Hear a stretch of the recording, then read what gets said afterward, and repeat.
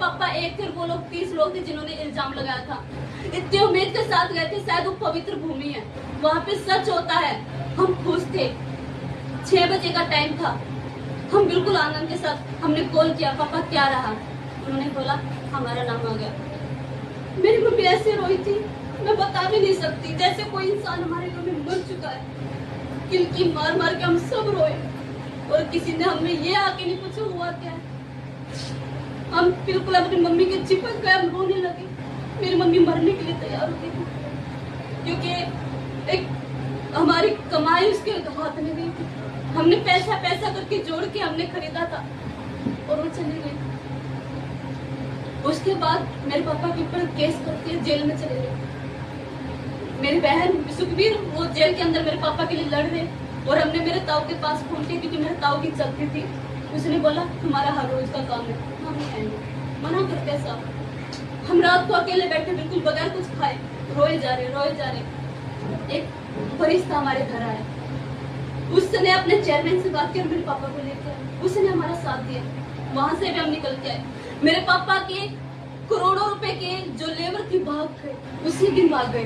पहले वो चोरी का इल्जाम, उसके बाद लेबर चली गई। मेरे पापा के ऊपर इल्जाम लगाया कि हमें खाने को नहीं देते, हमारे बच्चे बीमार हैं। अगर उस केस में मेरे पापा चले जाते ना, कभी नहीं निकलते।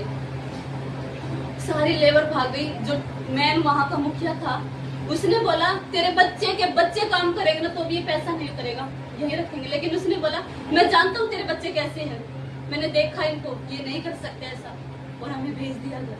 हम एक एक करके चोरी से वहाँ से निकल के आए, चोरी से बिल्कुल चुके। और हमने फोन बंद कर दिया, क्योंकि फोन चलते तो उन्हें पता लग जाता हम यहाँ पे आ गए। उन्होंने हमें भेज दिया। अगर वो व्यक्ति सख्त हो जाता ना, शायद हमारी जिंदगी ऐसे चली जाती, दास्तां की जिंदगी।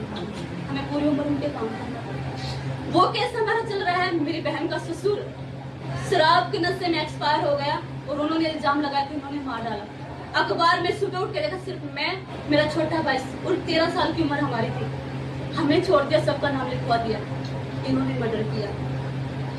हमें भी इसलिए छोड़ दिया, भूखे मर जाएंगे और ऐसे ही कोई मार डालेगा। हमें छोड़ दिया खाली।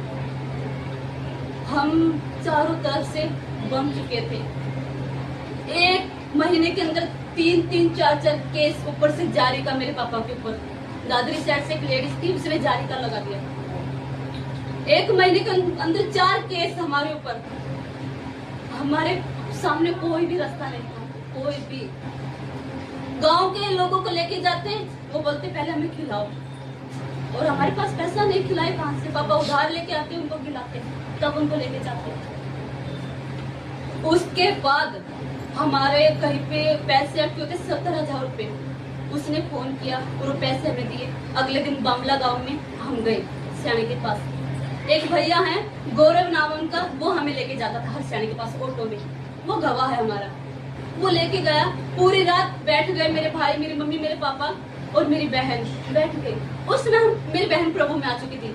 मेरी बहन को 1 हफ्ता हुआ था प्रभु में आए, और मेरी मम्मी ने उसको वापस बुला लिया। बोली हमें इलाज करवाना है, आ जा तू भी। उसने बोल दिया मम्मी मैं सही हो गई, मुझे मत बुलाओ, मेरे प्रभु ने मुझे सही किया है।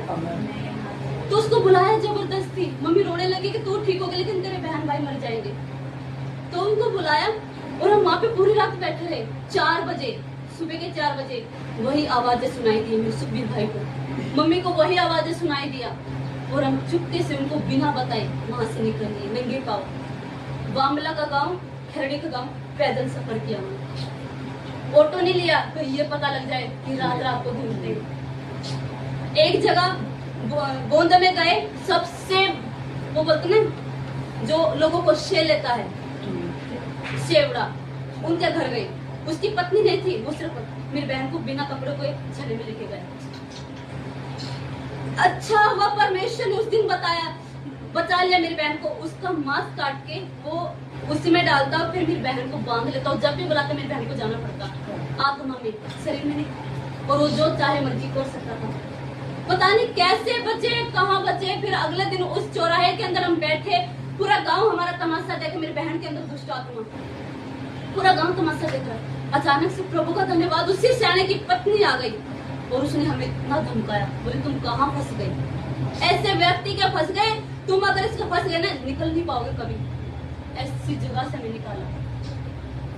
फिर हमने सोच लिया, सुखबीर ने सोचा गोलियां लेके आएंगे और खा लेंगे। सुखबीर गोलियां लेके आया, दाल की सब्जी बनाई थी, बहन को भेज दिया वापस ससुराल। दाल की सब्जी बनाई थी और मैंने घोल भी दिया।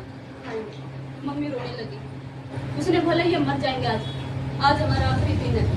क्योंकि चारों तरफ हमने देख लिया, कुछ भी नहीं मिला हमें, कुछ भी। उजड़ चुके थे, एक उजड़ना जिसे बोलते हैं ना, उजड़ चुके थे। अगर हमारे घर में लाश पड़ी हो ना, वो अच्छा है ऐसी जिंदगी जीने से।